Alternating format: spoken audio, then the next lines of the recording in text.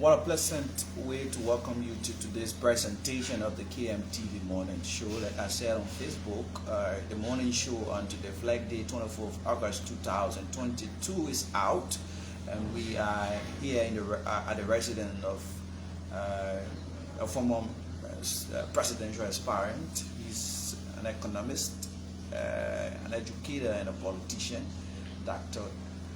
Togba-Nah Tipoteh. The name is a hustle name in Liberia.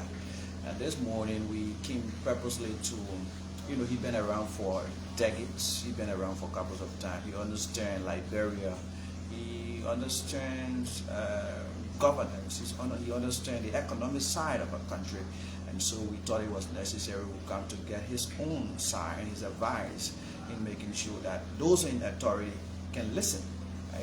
Can listen and see how best they can take his advice and switch to another trend as we move to the 2023 election.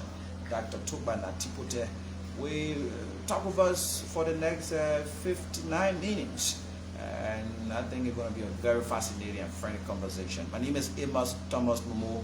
You won't see our banner this morning because we are out all the way there in some part of Monrovia, and this morning I want to say God, good morning and welcome to KMTV. Good morning, and as you are Bandy speaking, I will tell you good morning, Bandy.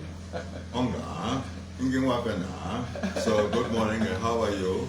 And our technician here is Pele, speaking the most widely spoken Liberian language, Pele. So I say to him, Yatwaye, Kumenijo, welcome, and so welcome you. Ngala Kwayatu is the most important means. God bless you. Fine. How's life going on? Fine, thank you. At 81, thanks to God, I'm still here with my darling wife, Fatu. She is head of procurement at the University of Liberia. So we thank God we're happy to be here. As you know, we were living at Hotel Africa Road, but the problems, respect to her getting to work on time, the traffic jam, the road situation. So we moved here. It took us 3 years to get this facility built here in Wimba Town community, not far from the Baptist Seminary, on the way to Robertsfield Airport. And we're here, we're happy. It's a work in progress, but as you can see, the inside of the house is literally finished, but the outside, we're kind of fenced in. We have to get the road from the main road to here is problematic, as you know. Many holes, and trying to get that fixed as well. Liberia, as a young man, Liberia, I think is getting hope, a very deep hope. I want you to just give a little story about the name Dr. Togba-Nah Tipoteh is not a strange name in Liberia. Many persons know you, but do our viewer justice? Can you tell us a little bit about yourself? Well, I am 81 years old. My county of origin is Grand Coup County. I'm from a village called Nifu in Grand Coup County, a small village, and less than 3,000 persons there now. But we have from that village a holder of a doctorate degree in economics. Besides myself, there are two of us, Dr. Economics, a medical doctor, and then 4 bishops, and many other fishermen and miners, so forth, in a small community. Now, I grew up in Monrovia, and my previous name used to be Rudolph Roberts. How I got that name was that my father had left the Grand Coup County in Monrovia, and he's barefooted moving around. He was a houseboy. So people were saying, whose boy is that? And as he was living with a man called Robert Manning, the houseboy, and they said, it's Robert's boy. That's how the name Roberts came. So when I got through my doctorate in the United States of America, I was a champion in my sport. Where I broke my leg playing football for College of West Africa. Then I started to pick up tennis balls to make some money to go to school, and I learned to play tennis, and I became tennis champion of Liberia from 1964 to 1994. 30 years, I didn't lose a match yet. I played against two world champions, Arthur Ashe of the United States and Fred Stoller of Australia, with them before. And so after I got through with my doctorate degree in the United States of America at the age of 27, the family had a meeting here, and we looked into how the robbers' name came. They said, well, we are respected persons. If my name were Cooper and, or Dennis or so, I would be proud of that. But the name came from, this is Robert's boy. Yeah. So then the family decided that we take the name of my great-grandfather, because in the village we call that name everybody. So they said Tipoteh, Tipoteh. And my father's given name is Topa. And so my given name is Na. And so, and Tipoteh, if you disaggregate it, if you put it apart, T is time, Po is thrust, to push something, and Te is things. So you have something very important to push for. You have a drummer, right? Through the villages, the drummer goes out there, or you sing a song. So now I said, this is an excellent name. Our parents and grandparents know how to name us well. So what this name means to me now is that I'm Tipoteh. I'm bearer of the message of the people. You see, I'm the people's messenger, as it were. You know, so I'm pleased to have that name, Tipoteh. Yeah. Now, that I want to begin. Firstly, how is Moja? Moja, of course, you're talking about the movement for justice in Africa. Sure. This Moja is now in its 49th year. Having been founded in 1973 by some of us, mainly Professor Dr. Amos Sawyer, who has passed away. Professor Dupuan was amazing. He was still alive today. And so we founded it. Why did we found Moja? We're young people into problem solving. Use what God has blessed us with, and to say, let us be into problem solving. And we said that, well, what's the most important problem in Liberia? And we came to the conclusion that poverty. That means now, in specific terms, you have almost all Liberian people, the population of about 4.7, 4.8 million persons, almost all of them have access to less than $2 United States dollars a day. That's about, at the going rate of 150 Liberian dollars to $1 US dollar, we're talking about 300 Liberian dollars a day. Yeah. Now, this is happening while legislators, who are supposed to be representatives of the people, have access to 1,000 United States dollars a day.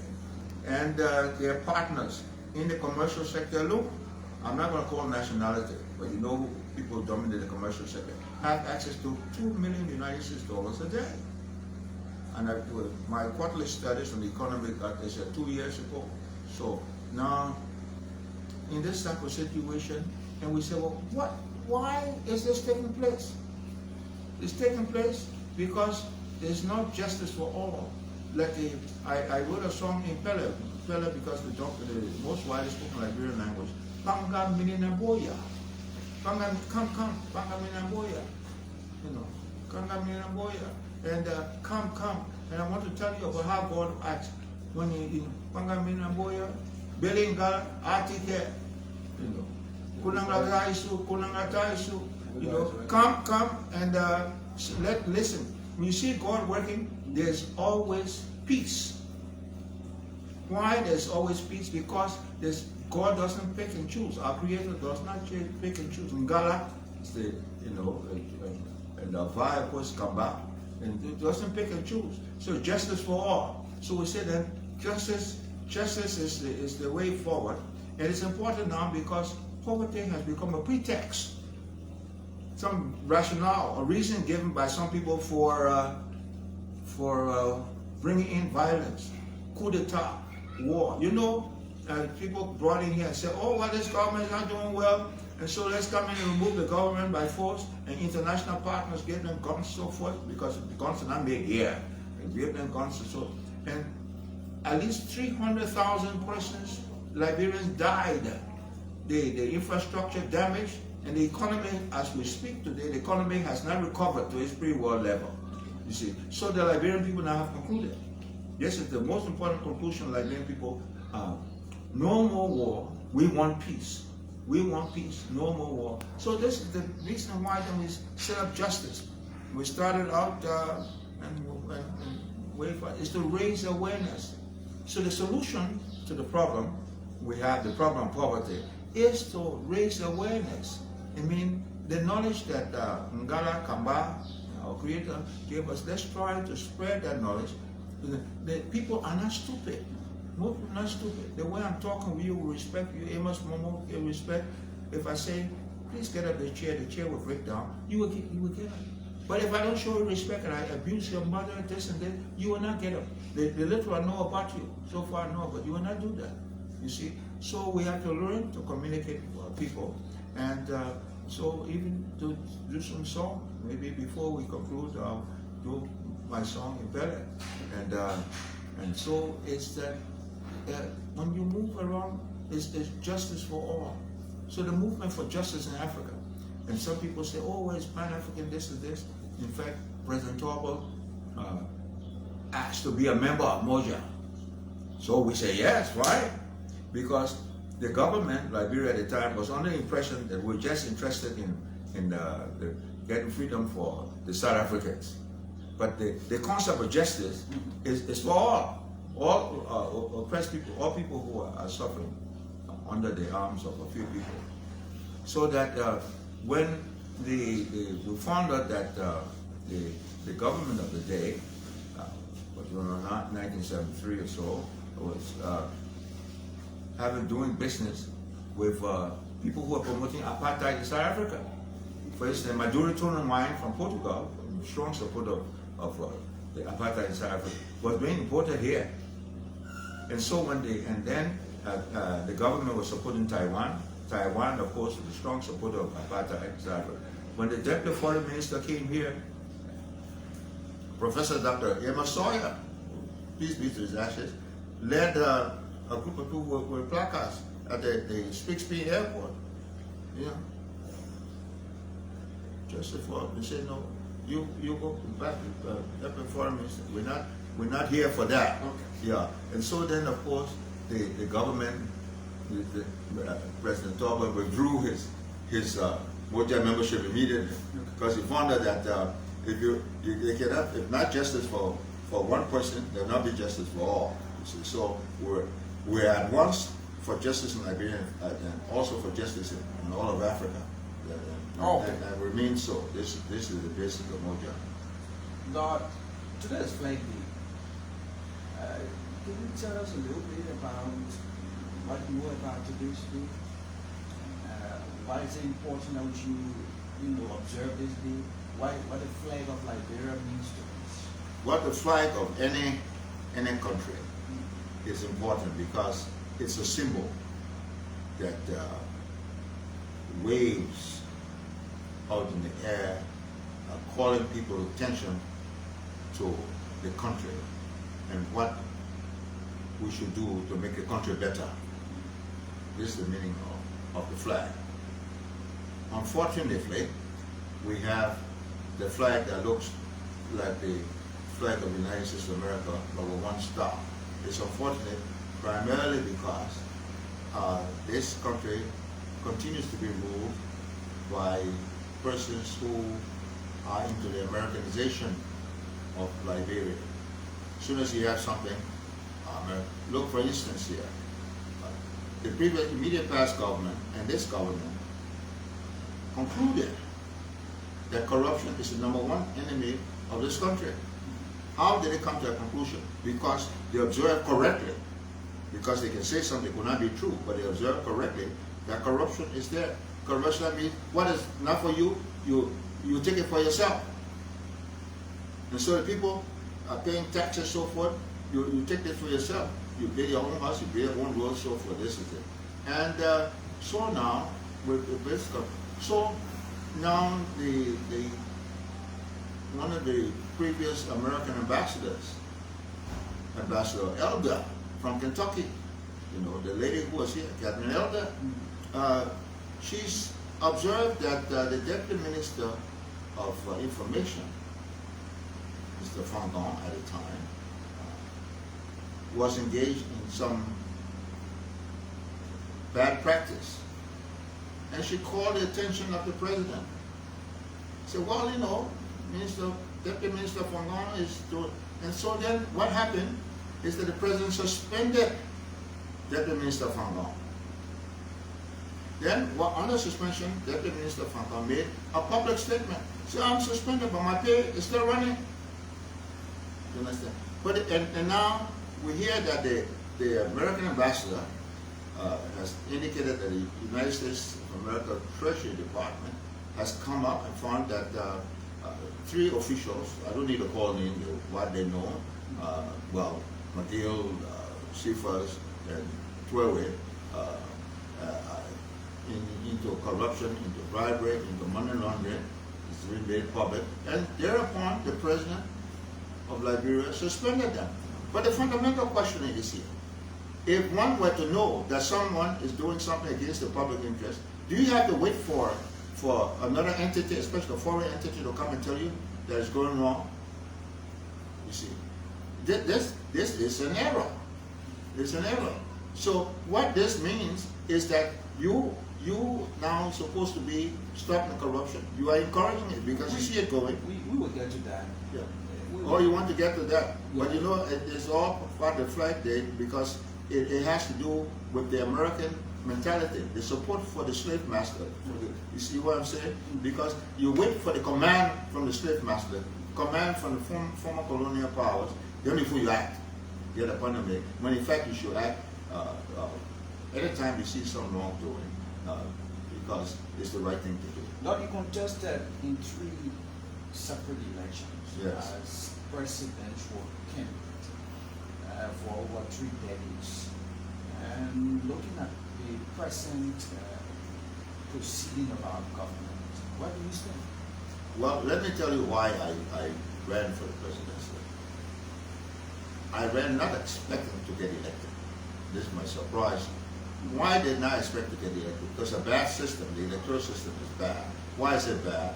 It works unconstitutionally. If you see the commentary, I write commentaries for Human, the one after the local election, I mentioned 11 different points. One of them is that the Constitution requires a check on whether I'm a Liberian citizen. You have no check was done.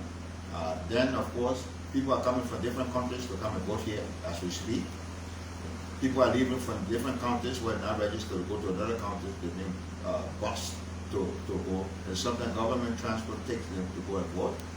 Then, of course, the head of the election commission, before Coco is not a Liberian citizen. Then you have a situation where the head of the election commission bypassing the public procurement concession commission regulations, going getting a contract from the brother and the stepbrother, $183,712, when in fact to get some thermometers, when in fact those things could be got for $1,500 United States dollars. You see, so these things then I don't expect to be for a bad system to elect me with the good record that I've piled up over the years. But so then somebody said, why do you run? I said, run to raise issues because as we speak now, I went to the Supreme Court to point out that over 2 years ago, Chairman of the Election Commission at the time, Cocoya, is not a Liberian citizen. It's a violation of the Constitution of Liberia. As we speak now, the Supreme Court said they're not able to rule on this because they jammed them. They jammed them. All the information about how the Cocoya voted in the United States of America 2 times, in 2 elections, 2008, 2014, 2 elections. We voted there. Then from Newark, New Jersey, the superintendent of the elections gave us the information, jammed them, so as we speak. So now, the number 1 work to be done in Liberia now, the number 1 work, push all religious leaders, the heads, the national leaders, religious, political, civil society, none of them has endorsed this position to recognize that the election commission it has to be there. Because if you don't have a good system of electing somebody, you will not elect good person. It's common sense. And I'm a waterside philosopher, you know. Yeah, it's prevention better than cure. So the number one thing to work on is to educate people. Like I told you, give this example. You sitting down, if I treat you with respect and say this chair is bad, get up, you will get up. But if I don't treat, so we, especially God bless my I 81 years of age, I'm in a very good position to try, because if I'm not tired, then Amos Momo sees me and says, oh, I'm 40 years younger than the man, and he's not tired, and why should I be tired? You see, so I'm in a good position, and the solution is to spread the information in ways that motivate people to come together, to transform, to change the bad electoral system we have. I'll give you some reason why it's bad. The bad electoral. So the bad system is not going to elect good persons. It's just common sense, that's period. So that's the number one thing we need to do here. And only good persons will push for good actions. And the best good action to be done now is to what our Creator has given us. We should use that. There's something called in economics value addition. And some hear people that do it, oh, we're resource short. You know, the number one resource is human resource. If you get somebody who is very bad, $1 billion, and get somebody who's good, $1,000, the person with $1,000 will do better because the person is good. So they say, oh, we're resource short. And they think about money, jumping, and very, what do they call it? They got money.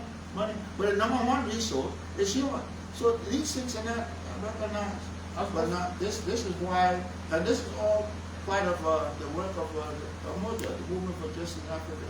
And I'm founding leader, so I have to lead by example.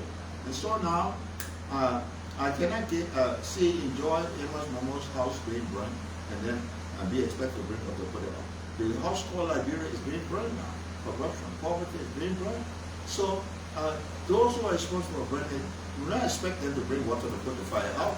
So then what we have to do, we go to the community. That's why I'm leading by example, doing a lot of commentaries, and getting on the evenings before we leave, hopefully, you allow me to sing a song. Is that about justice? Is that in Pele? And so that we have to find different ways to communicate. So say, oh, you know, this is, you know, that's why I go to some Thai shops, unannounced, you know, to find different ways to communicate. Here in Monrovia, also in Monrovia, Thai shops, and find different ways to provide leadership, and others are into that. And the problem of poverty is still here. That means we have to work better and more. But doesn't mean to say that at the campaign, let get on and go to. No. The Liberian people have decided we want peace. And peace, let me end with this question. Peace is not the absence of war, it's the presence of justice.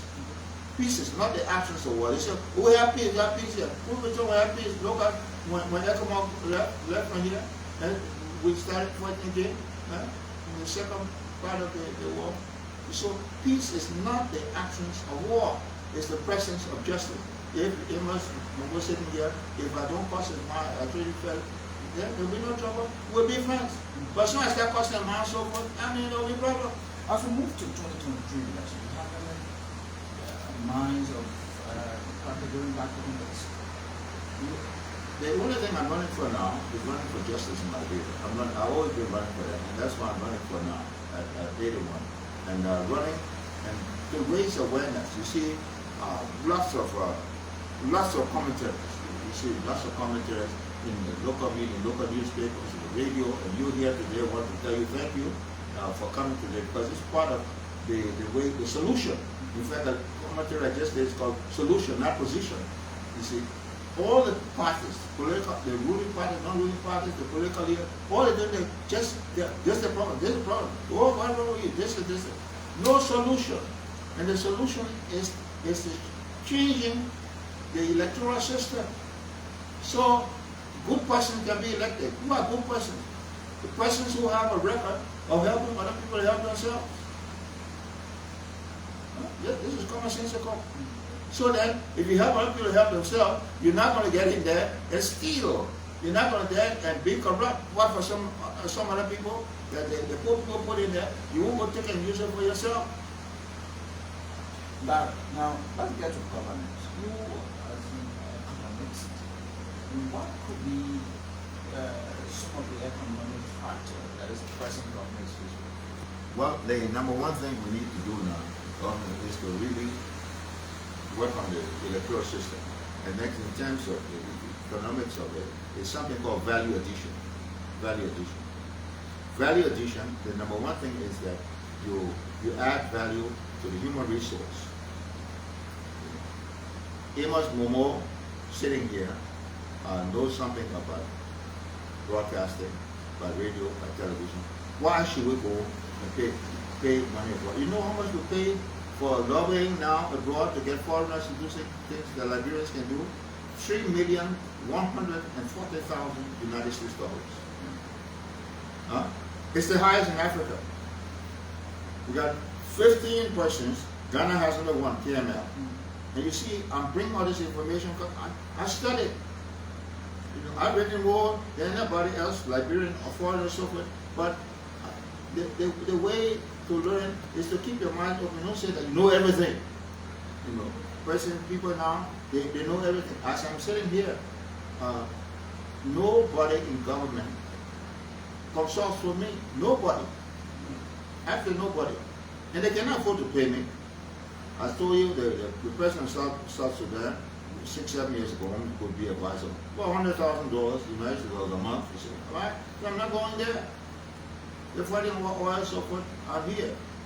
I have a record not being money driven. But if you ask the question, what is the governance? Okay. Now, why was the governance commission set up? And then we have here a picture of late brother, Professor Dr. Amos, who was head of the governance commission for a decade. So why is because of bad governance? What is bad governance? What you should do for other people, you're doing for yourself. They put you there to be running the country. You run the country for yourself. This is bad government. So the commission was there, you know, and I used to help. And the main thing I helped with there was that you know, it's the only place where I really did some work for government. You know, I said, well, you can afford to pay me, but this work I'll do, and the work we're doing there is that look, let them motivate the people in the different parts of the country to make decisions, because what the legislature wanted for the head of each legislative caucus to be head of the committee in the different counties on the fund, the county development fund. So no, let the people themselves choose their leaders. When they do that, then they'll be able to make decisions in their interest. Not to have a legislative caucus that does not have a good record of doing that. So these are things we work on. And we use, some people say, oh well, the government is doing well in terms of you have the distribution, but it doesn't mean what you need is to have the people be in charge. It's not to say, well, you can pay your taxes and independent, you can pay your taxes, or you want to get something, a travel license, you can get it in one year. No, it's to have the power. You know, it's to have the control, decision-making control, so that not because this person has a lot of money. Are you open when you are called upon to provide expertise? Well, I'm open. The evidence that I'm open is that, for instance, just look at one of the papers here. You look at the papers here. Care for us, so let's care for us.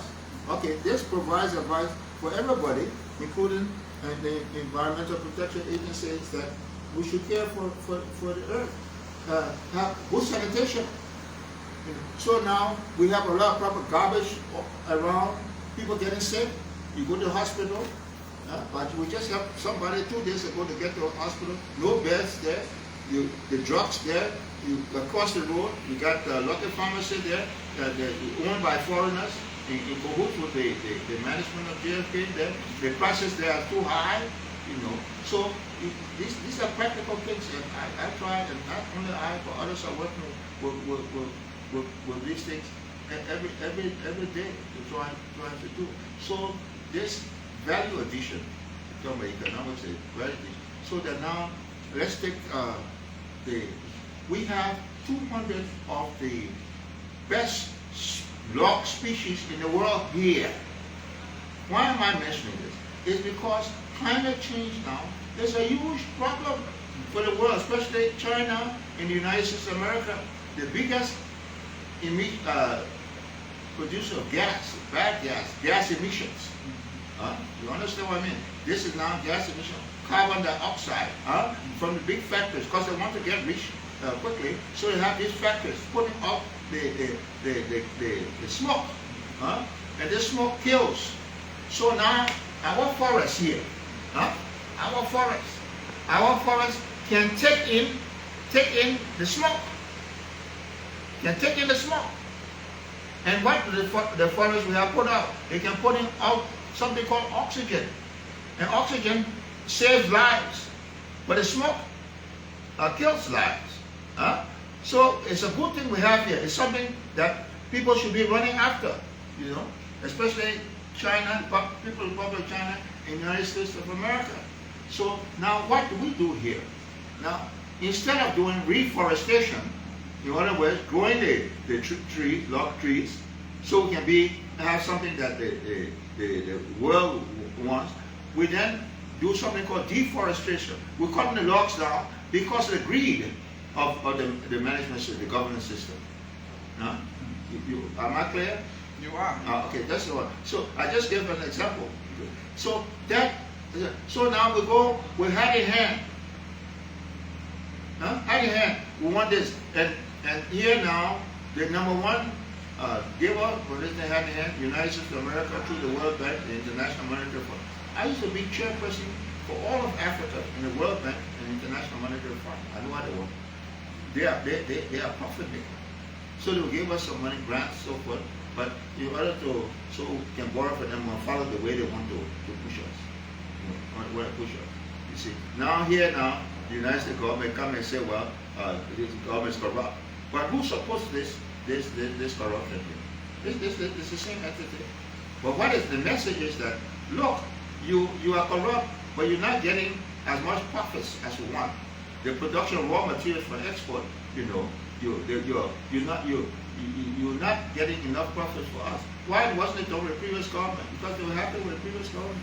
So they're not happy now, and they want this thing to be changed coming election time. So they want it to be changed. It's not a good thing or bad thing, it's a bad thing. You see? So we need to raise awareness. So each time this thing happens, it provides an opportunity for us. This time, in my commentary, I raised awareness. Why do we have to wait? We see something bad for some former slave master, former colonial to come conquer us on the head to say that this is bad. Why do we have to wait? You see? Why do we have to wait? In terms of classifying the way this government is, this present government, what would be your own classification? But this is what I'm indicating is that the main way and we evaluate the government is to see what contribution is doing in solving the most important problem. The most important problem now is to move the system of poverty generation and getting what you call poverty alleviation. That's the most important problem. All right. But can you do that when you have corruption? No, it's not possible. And not because the government said that corruption is number one enemy that makes it correct. It is correct from the evidence. It's correct. How come that nearly all Liberians are living under $300 Liberian dollars a day, while legislators have $1,000 a day, and their foreign partners, commercial sector, getting $2 million a day? Why is that? It's evidence about corruption, you see. And see, Liberia is on fire. I mentioned the Educator. So that, and I expect to bring 145 hours. So we have to go Educator, go raise awareness where we can. And once again, I want to thank your institution, your organization, for coming to help to raise awareness. Because that's why I said yes to you when you wanted to come. So we have to raise awareness, not coming to give everybody a pistol or gun, to do it. No, not going to do that. We'll raise it. Like Liberians for a few years were calling on this government and international partners on the issue of corruption. And a few days, a week back, the United States Department of Treasury used the Magnitsky law to sanction three of our top government officials. Lieutenant McGill, who was the Minister of State for Presidential Affairs, who away from the Port Authority. The National Port Authority. Yeah, and then Simon Serena, First Solicitor General of Liberia. What's your own take on those three officials? Their names coming up, but with the three of them, do you think it create a dark cloud on the governance system of our country? Well, it does. It does, mainly because of several things. Let me just mention the main ones. One is that it gives you more evidence about corruption in this government. The government itself said that corruption is the #1 enemy. And not because it says so, but because it's correct. And I've indicated the reason why it's correct. And secondly, is that now, you know you're doing something wrong. Why do you have to wait for somebody, especially from outside the country, to come and tell you you're doing something wrong? And this is so primarily because this government wants corruption to continue. Corruption in the sense that as long as they get what we call in Liberia now, in other parts, the small thing. Small thing for the policeman is $50, $100, $200 LD. But small thing for is something called the signature fee. Like the signature fee for the brown envelope. Brown envelope can be up to $10,000, but the signature fee can be up to $40 million. I'm saying with this, you're a journalist, so you should be aware up to that much. And it's not reflected in the budget. So it goes in people's pockets. See what I mean? And so the powers that be know about this, but when they're not getting enough of the profits, so they say that they'll come up something so that the government can be changed. You see that? Because why they didn't do it with it's because they felt happy with the profits they were getting. And how can the United States of America tell us something? The previous president, Trump, January 6th last year, he provided leadership to try to do a coup d'etat. A coup d'etat. And now, over 300 documents that should have been with the government were found in his private residence, Mar-a-Lago estate in Florida, by the Federal Bureau of Investigation of the United States of America. Over 300. So now he's rushing trying to find some legal, former President Trump. You see, so now the United States can look in Great Britain.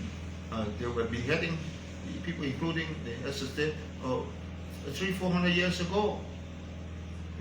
And even under Margaret Thatcher, they brought the military all against the workers.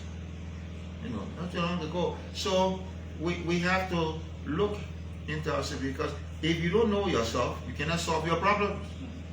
And again, from what side, people will learn that these are people who are supposed to be illiterate, but they're intelligent. They're intelligent. You tell me economy, the Seven Sisters of West Point.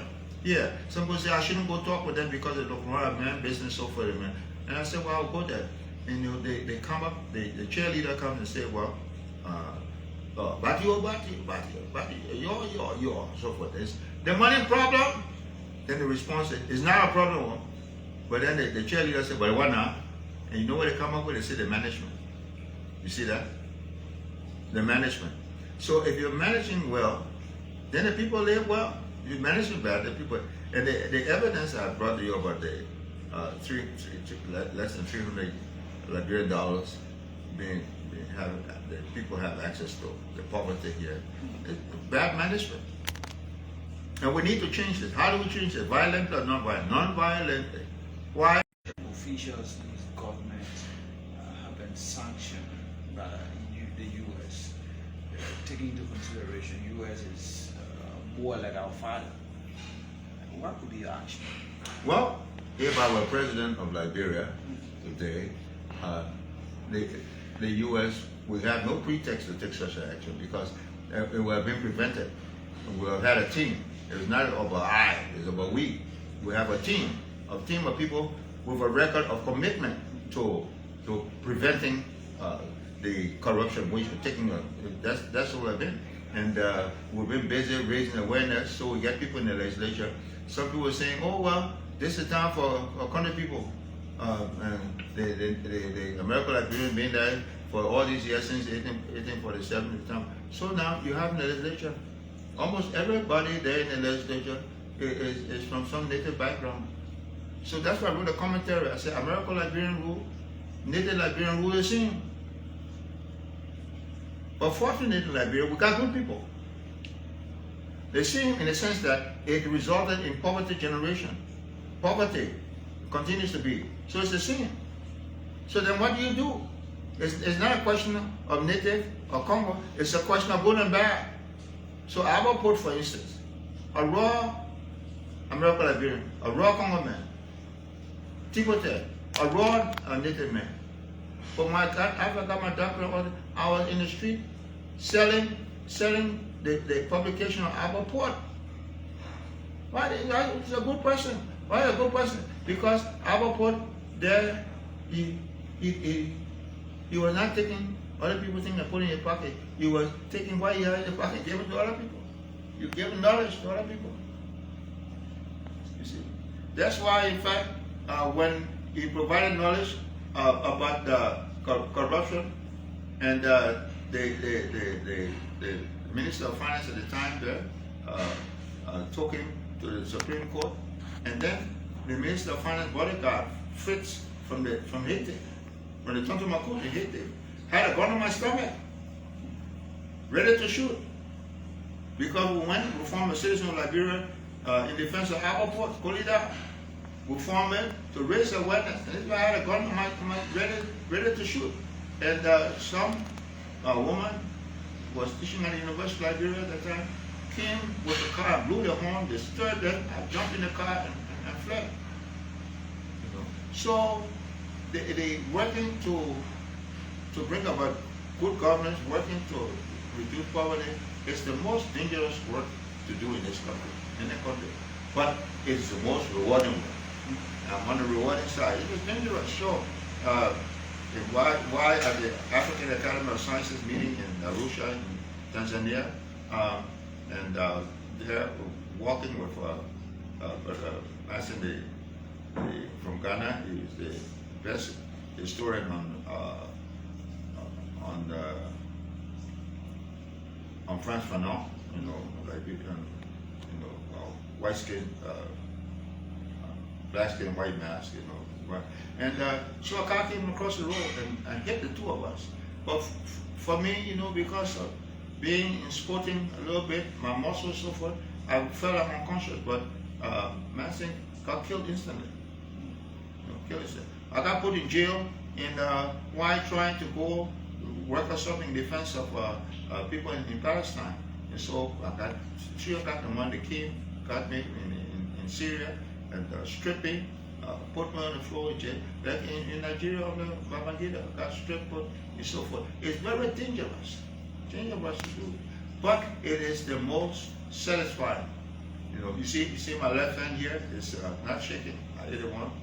I said, only Kamba, only Ngala, only our creator can stop me from working. Doesn't. I didn't want. Help me, I can stand on one leg. And when you're ready, I will sing my song, tell her about how God works. God doesn't pick and choose, so forth. If you were to make a suggestion or a decision to who is well suited to serve as president, George Weah could be the first man? I don't get into personalization because, you see, the thing is a system. The problem is a system. And the problem too is that we can stop a personality. Look and say, oh, talk about the problem. Talk about the problem. This is silly with the problem. This is the problem. And they change now. But the problems are getting worse, right? So it's not the individual, it's the system. So now we have to, when I say we, including you, myself too, we have to now look among our people. Look among our people and and we see somebody not somebody, but we see a team for good governance. We try to support that team, and that's what we have to do. We have to be busy doing that. That's why now I'm busy raising awareness, so help people to know how to choose. Because the electoral system have it bad, so we have to change that, help people know how to choose. See, what are some of those charisma a good president? Well, a good president is just look again. Here, a person who has a record. That's what when I go to the tire shop, I say, "Oh, Dr. Tipoteh, you're welcome." I went to the tire shop, for instance, the Center for Intellectual Advancement and on Ontario Street, CIO. They say, "Oh, welcome, happy to see you." And I said, "Thank you for the welcome." Say, "All right, I'm called Dr. Tipoteh. But if one of you were to get sick just now, ill, and rush to John Fitzgerald Kennedy, Jeff Kennedy Memorial Hospital, and you needed a medical doctor to get to see you within an hour or you die, will you call upon Dr. Tipoteh to tell you?" They said, "No." I said, "Why?" He said, "Because he doesn't have a record of being a medical doctor." Then I said, "Clap for yourself." He said, "Why are we clapping for ourselves?" I said, "Because you're correct. I don't have a record of being a medical doctor." And I said, "Well, all right. Somebody comes to give you some rights, give you some money, and they've done that before. You jump behind that and push and vote for them. Then you come and complain to me now that these people haven't served you well. You are the one responsible because you voted for them." You understand what I'm saying? See, these are practical things. So we tell them about it. They say, "Oh, thank you, we miss it all." You know, that's why they come, you know, and we miss it. You know what, in Liberia, we miss it all. You know, I said, "You're responsible," you know. And so that's what, in fact, I said something, I said we, because here now, I'm supposed to lead by example, but the problem, this means that my work, I might do some good work, but I need to do more. So I'm not tired, you know. I just have some examples of. Are you a member of any political party? I am not an active member of, but I'm an active member of a party that supports Liberia. Yeah, there's some people called, I say the Liberian Party. So, and what this means is that it's to raise level of awareness so that people can do the right thing, you know. And during your days in Moja, let's get back. Well, not my days in Moja. I'm still in Moja. Okay. Yeah. Moja. Yeah, I'm still. How were you people involved into protestation?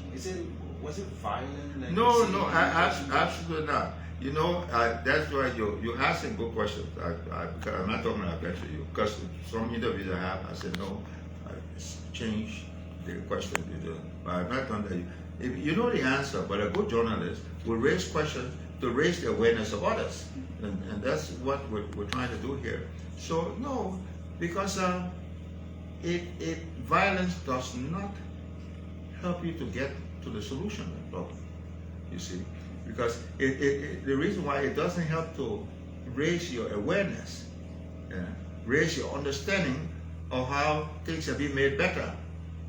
See, it clouds you see, and well, of course there are some instances that are bent on non-violence. For instance, July 26th. After July 26th, I wrote a commentary called "Morality, Not Brutality," and the morality is that in our laws, in fact, you don't have to ask permission to demonstrate, but you have the right to demonstrate. Sure. You see something going wrong, you have the right to protest. It's in the Constitution, but your right stops where the other person's right begins. So they go there, they just inform the Ministry of Justice. We want to, and what the Ministry of Justice is supposed to do is not to grant permission, as they, in fact, I just heard they granted some permission for today. Yeah, they're not for grant permission, but people who have permission, they didn't even know that. And someone myself should take responsibility that they didn't know because we didn't spread knowledge enough. So then they said what they should bring in then the police and say, well, all right, this is where you should go. And there should not be people to disturb them. Okay. July 26th, they didn't do that. And before that too, there was some violence in there. And the election almost killed a lady who was running in Logantown. You know, I don't need to mention names, but this thing was made public. And so this is not correct. You know, it's not correct. So when the government does not protect, that means the government is for the violence. As we move. But you get this point. It's important. Yeah. They support protect. So now some groups say, well, we'll push again. Look what happened with Professor Dr. Amos on a program at the University of Liberia. On a program. The mayor of the city marched in there with thugs. And they had Amos Sawyer picture there with President Weah picture, big billboards, nice billboard. Mayor looked at Sawyer was a member of CDC, and which is not true. But again, and then they got, and I was there. I was there throughout. I could have got killed. I could have got hurt, injured. But I was there sitting by the president of the university, like President Nelson. I was there throughout. I even saw some people marching in there, escorting the mayor of Maruya to the place there, and they were looking, well, almost much older than you. You're going to be 32 this year. They're about 47, going 50. And because they said you, and they look, the three I focus on, looked at it, either been dropped or been smoking something, or both, And the head of the National Security Council, the National Security Advisor to the president was there. How did I know he was there? Because I saw a video of him being there afterwards. I saw a video, so I can say he was there. What did he do? And he's got a record of being a progressive, so forth. You see, that's why I wrote a commentary, who is a progressive? Because some of us, even Christian, Muslim, and so forth, we got named, But the book in the Bible of James, chapter 2, verses 14 to 16. Faith without works is worth nothing. So you check people by what they do. You ask questions, say, how do you evaluate them? What they do, not what they say. How have President Weah personally called you? I said I've got no call from anybody in government to be of help. But as we speak, there are 15 entities from abroad getting over $3 million. And one entity, for instance, no call. I sent word to the government. I said, well, I'm able to help with NOCAL, but no response. And so NOCAL got a professor from Oxford University, $500,000 United States dollars. No, I could have done the work for 7, 8, 10,000, $500,000, so forth. Or many times I do work for free of charge. The humanitarian here that this morning I eat some cassava, So somebody said, oh, how come you don't have some Irish potatoes? I said, so I can go tell them, I had some Irish potatoes today. I get my potatoes from Babylon, from Bombing. What I paid $200 for from Babylon, and that would give me 3 Irish potatoes in Monrovia. I'm telling you these details because I go in the market so myself to know. I have to know. You see, I feel proud today because I can sit down with call my little village in Ipo. I can call any county here, so forth. I'm in touch to learn. Do you have trust in the NEC? Do I have a what? Trust. Trust? Good question. Why is it a good question? Because the NEC, of course, is the National Election Commission of Liberia. I don't have trust in it because they operate against the Constitution of Liberia. And I just published 11 points, but I just gave you a few again, once again. One is that you should check to see if Togba-Nah Tipoteh is a citizen of Liberia. He now wants to run. Never check. Violates the Constitution. Then there's a person that voter registration card. Is that person a Liberian? Never check. So you're getting people from Sierra Leone, people from Guinea, people from La Côte d'Ivoire, people from Mali to come and vote here. Now, which county are you registered in? Makibi County. Where do you vote in? Lofa County. Is that correct? Did you check it? No, you didn't check it. Did you go through the Public Procurement Concession Commission to get this contract for procuring something? No, you didn't. You see that? I've got this thing published. So I don't trust. It's not credible. I don't have trust. And I try to make other people aware that there should be no trust because they violate the Constitution. Okay. Now, as we move to 2023 election, this is a very paramount, election on grounds that it determines as to whether Liberia, progressed or remain the way we are, or even back or move a little bit back. As we move to those, the election, what is some margin in terms of violence, in terms of it being free, fair, and transparent? And we'll ask you on your own support, but do you think it's going to be a brutal election? Do you think the way things are going now is not going to be fair, because the National Election Commission works against the Constitution of Liberia. I just give you some reasons. I pointed out published 11, but I just give you giving you 3 or 4 now. So it's not going to be fair, because they do not have a fair way of the National Election Commission doesn't have a fair way of supervising it. Members of the Election Commission, some of them are not Liberian citizens, some of them are not Liberian citizens. And the Kokoya case who took the Supreme Court was chairperson before. They are fathering some of the bad things he did. And one of the bad things he did, bad is against the Constitution of Liberia, is that he is an individual. All members of the Election Commission are equal, according to law. So the chairperson is just supposed to preside. But Kokoya, during his, got up there, and for instance, he just selected 1,500 of the people representing the National Election Commission at the polling booths. He just elected them by himself, against violating the Constitution, violating the election law.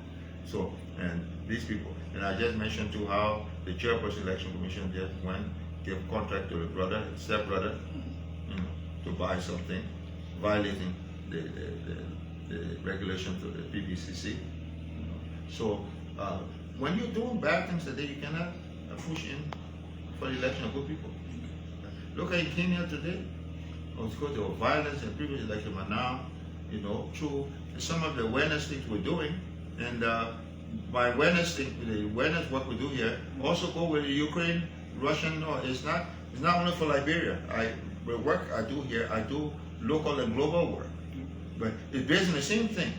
Unless you treat people fairly, there are going to be problems, serious problems. Some people's problems can be deadly, So we try to raise awareness. It's the same all over. Who would you be supporting come to 2023? No, it's not who would be. I would not be supporting any individual. I support a system, because the individual is not a problem. We change individual, change government, but the problems get worse. So that means the problem is not the individual. The problem is the system. That's why I'm working to raise awareness to change the electoral system. And now, how do you change the electoral system? You try to raise awareness to get the right people. Okay, now, do we have the right people? I say no. For instance, how you get it? Those people who supported the case, the Supreme Court, about Kokoya, the political leaders who talk about, not one of them in the ruling and non-ruling party, not one of them, support. You see. So now, of course, my lawyer who went with me there, the Supreme Court is well known. He was not president of the Bar Association at the time, Council Tiawan. And afterward, he became president of the Bar Association. Now he's no longer president of the Bar Association, but he's running for the presidency. And he was on his station yesterday. What I've urged him to do is get a team. This thing is not about Tiawan, it's about Liberia. Get a team. And so if I can support, I support the system. I support. So is there a team with good record? So you think the Tiawan team come with system? Well, I don't see a team now. You know who's going to be? Who's the Minister of Justice in waiting? You know the Chief Justice in waiting? You know who's the Minister of Labor in waiting? Do you? Their names coming up. No. Do you know? No. Okay, you don't know because they have not come up. You understand what I'm saying? To have a team, that means I'm going to play football now. And play football because the president, world best in football, so forth. Let's use football example. I say, yeah, my team, 11 team. Iman Momo is number 7. He got a good record there, number 7. He passed up, but he will pass it, and he go to school. That's the said about is a great player from Argentina. Maradona. Maradona had 1 foot. 1 foot. My right foot was better. I ate one. My right foot was better than his right foot. He had 1 foot. But you know, Maradona, small man. You are about your size. Yeah? Maradona about your size. And you about 5'4", you know, and Maradona about 160 pounds, something like that, small. And but he's one of the world's greatest players. Why is that so? Because Maradona, we played not for yourself but for others. You gave Maradona the ball. I know what many, but I said, well, this is how you're thinking, and the thinking was good for many of us. I'm a sports person too, you know. I played football, I played tennis, and so he said, well, he gets the ball. You notice, watching him, 3 persons from the other side will rush to him. So he said, well, if 3 of them here to me, that means they don't have 3 on their side. Huh? Common sense. So he sends the ball in space.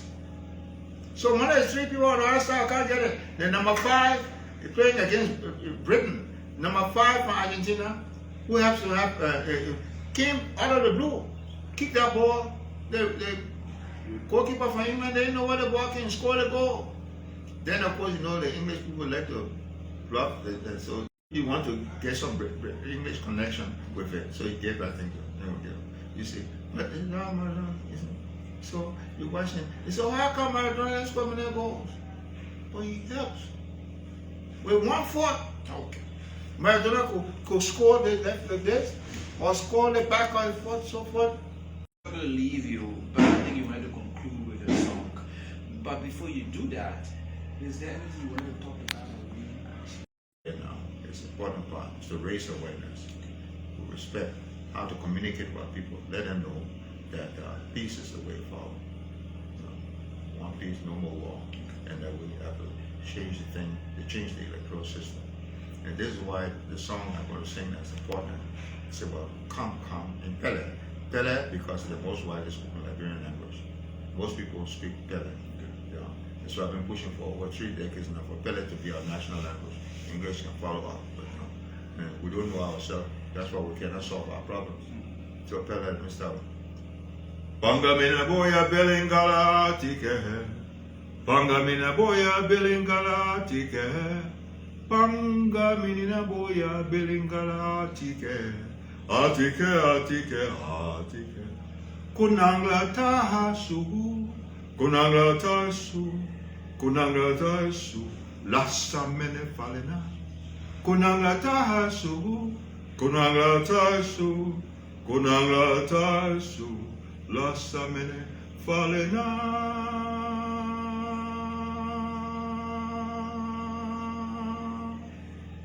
And I keep it like that because many young people like to sing in the throat. You sing from the stomach. I can keep it on for, you know. Thank you so much. Okay. He say mama in Pele. He say mama. And, you know, thank you very much. That's how we conclude here this morning. Thank you so much to our followers for following us. He's Dr. Togba-Nah Tipoteh, an economist, educator, and a politician. He's contested in election for over 3 decades, in 3 separate elections in the country. And I think you listen to him, very educated about the runnings of our country. He's been around for a while. He knows how Liberia should be because he started way back since 1941. He was born. And we had a very fruitful, fascinating discussion this morning about good governance, about violence, about sanction on individuals and corruption and the rest of it. And so tomorrow, hopefully we'll be in studio with another guest. We're expecting the guys from B Mountain to join us on tomorrow. But until then, I'm Amos, Momo. Thanks to Runs for Brown, who've been behind camera. Tomorrow will be with you again. Bye-bye.